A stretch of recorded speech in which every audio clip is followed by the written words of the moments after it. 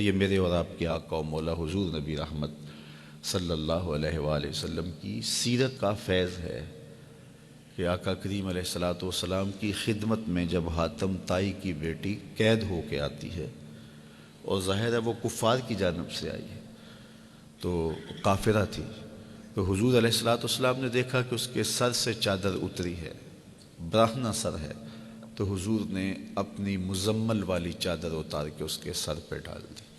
تو کسی نے کہا یہ کافرہ ہے، فرمایا بیٹی تو ہے۔ تو یہ حضور علیہ الصلوۃ والسلام کا طریقہ ہے۔ تو یہ انداز محبت، مخلوق خدا کے ساتھ شفقت، بلکہ بزرگ ایک بات فرمایا کرتے تھے کہ اگر تم چاہتے ہو کہ اللہ کے رسول تم سے پیار کریں تو رسول کریم کی امت سے پیار کیا کرو۔ کسی کے بچے کو میں پیار کروں، اس کی گال سہلاؤں، اس کو محبت کروں، اس کو چوموں، تو لامحالہ طور پہ اس کے والدین کے دل میں میرے لیے بہت جگہ پیدا ہو جائے گی کہ یہ ہمارے بچے سے پیار کرتا ہے۔ تو کسی کے بچوں سے پیار کیا جائے تو والدین پیار کرتے ہیں، تو یہ بات سمجھ میں آتی ہے۔ وہ یہ بات فرمایا کرتے تھے اگر تم چاہو کہ حضور تم سے پیار کریں تو حضور کی امت سے پیار کرو۔ تو دوسری بات یہ فرمایا کرتے تھے کہ حضور کی امت سے پیار کا بہترین روپ یہ ہے کہ حضور کی امت کو جہنم کی آگ سے بچا لیا جائے۔ اور جہنم کی آگ سے امت کیسے بچے گی؟ ان کے عقائد اچھے ہوں، ان کے عمل ستھرے ہوں، وہ اخلاقی اقدار کے حامل ہوں، وہ سوچوں کی پاکیزگی سے مالا مال ہوں، وہ اپنے ہمسایوں کے ساتھ اچھا سلوک کرنے والے ہوں، وہ دوستیوں کے حق کو جانتے ہوں، وہ ہمسائیگیوں کے حقوق اور رشتہ داریوں کے حقوق کو جانتے ہوں۔ تو یہ اگر ان کا رویہ ہوگا تو پھر وہ ایک اچھے مسلمان ہوں گے اور وہ جہنم کی آگ سے بچ جائیں گے۔ تو حضور کی امت سے پیار، اچھا پوری دنیا جو ہے وہ حضور کی امت ہے۔ امت کی دو قسمیں ہیں، ایک امت دعوت ہے، ایک امت اجابت ہے۔ کفار بھی حضور کی امت ہیں، لیکن وہ امت دعوت ہیں، ان کو دعوت دی ہے، انہوں نے قبول نہیں کی، اور جنہوں نے قبول کر لی وہ امت اجابت ہیں۔ تو امت دعوت سے ہمدردی یہ ہے کہ وہ ایمان لے آئیں، اپنے رویے اتنے خوبصورت ان کے لیے رکھے جائیں۔